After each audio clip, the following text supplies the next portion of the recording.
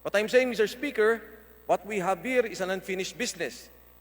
Ito pong ginagawa natin pagdidebate sa mabang panahon, marami nang naging batas na naprubahan, pero ito pong unfinished business ay patuloy pa rin na nandyan sa unfinished business. And therefore, Mr. Speaker, before tackling any other issue, before entertaining any other motion, bago pag-usapan kung anong mga batas o kung anong pang motion, kailangan po sanang matapos muna natin.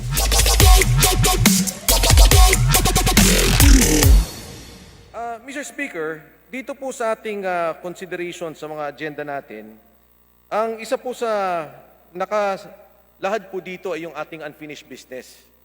And if I may read, Mr. Speaker, the particular concern is the committee report on, ito pong committee report, numbered on House Bill 6732, an act granting the ABS-CBN Corporation a franchise to construct, install, operate, and maintain radio and television broadcasting stations in the Philippines and for other purposes.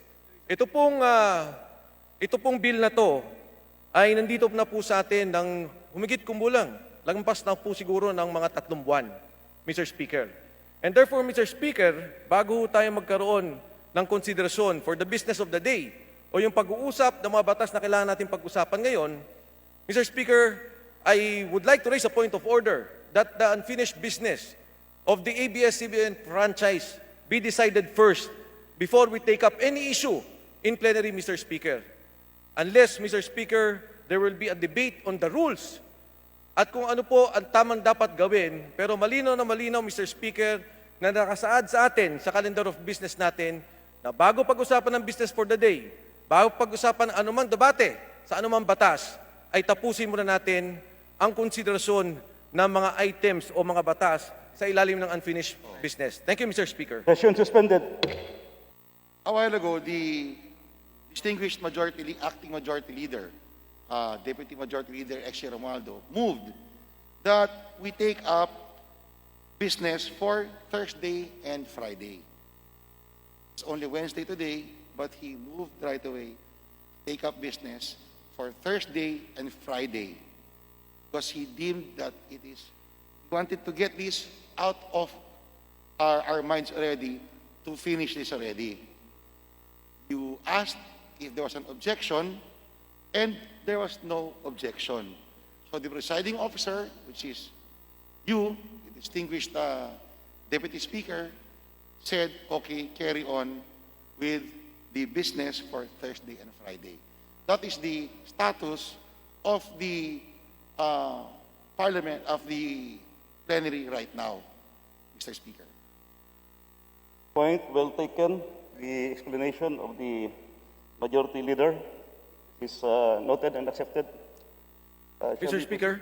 Yes. Mr. Speaker, before your ruling, I understand and I accept the explanation of the majority floor leader. That is precisely why what I raised was a point of order.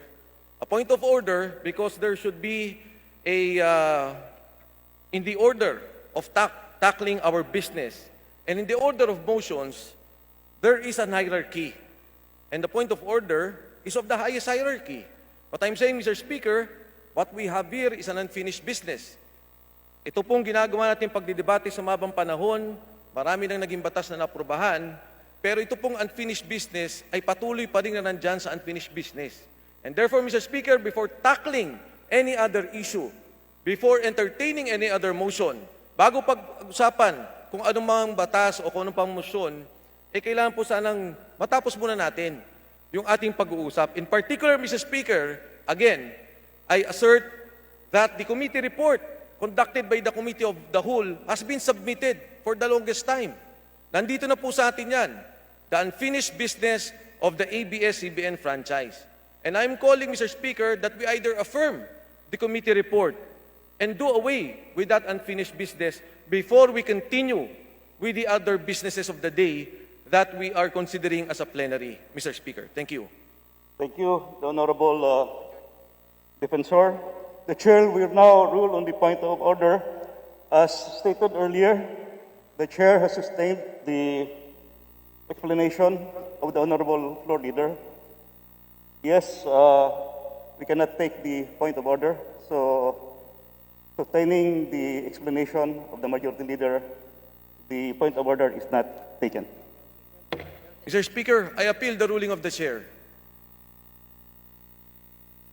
Session suspended. Session resumed.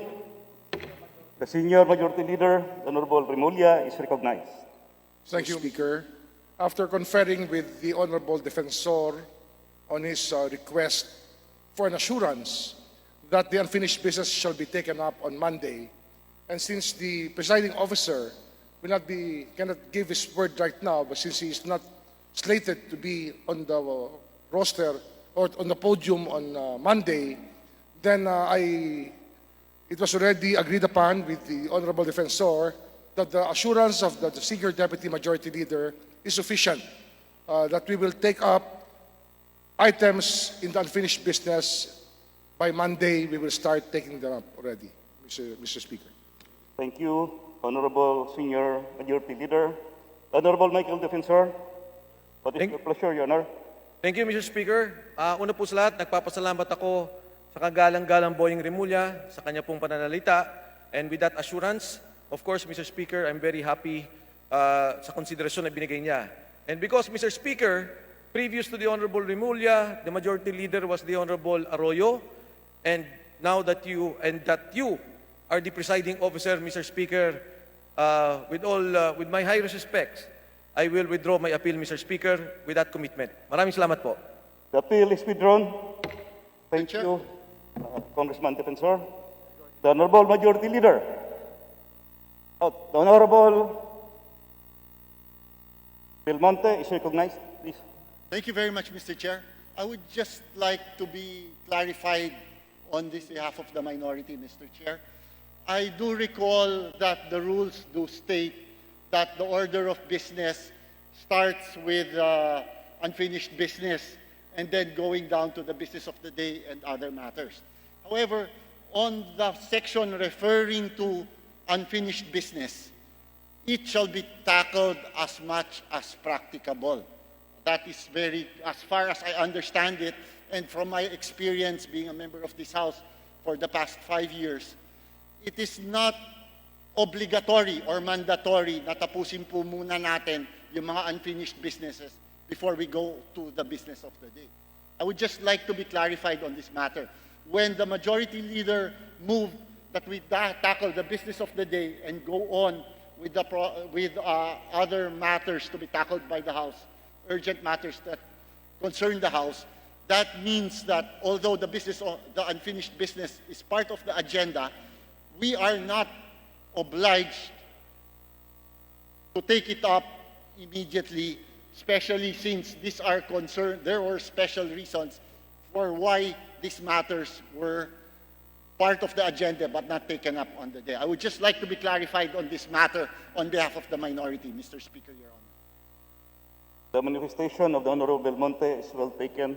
Any Mr. slides Speaker. from our Majority Leader? Mr. Speaker, before the Majority Floor Leader, if I may just read the particular section of the calendar of business. Letter B, business for the day. These are bills, resolutions, and other measures set on the calendar of business for the day by the Committee on Rules. They shall be considered as far as practicable. The business for the day can be considered as far as practicable in the order in which they are listed in the calendar of business and after the unfinished business. It is not the unfinished business which shall be considered as far as practicable, Mr. Speaker, as stated in Section 80 of the Rules of the House. Thank you, Mr. Speaker, for the guidance of our honorable colleagues, Mr. Speaker. Maraming salamat po. The Honorable Floor Leader. Majority Floor Leader. Yes, Mr. Speaker, just as a last word on this matter, the reason why we had to take up, we agreed to take up the business for Thursday and Friday is because a motion was filed earlier by the Majority Leader, which was approved by the body. That's why we are taking up those matters. But the unfinished business, as the nomenclature states, is unfinished and remains in the calendar of business. And as far as practicable, we shall endeavor to finish the unfinished business, Mr. Speaker. That is the job of the Office of the Majority Leader and the Deputy Majority Leaders, Mr. Speaker. Thank you.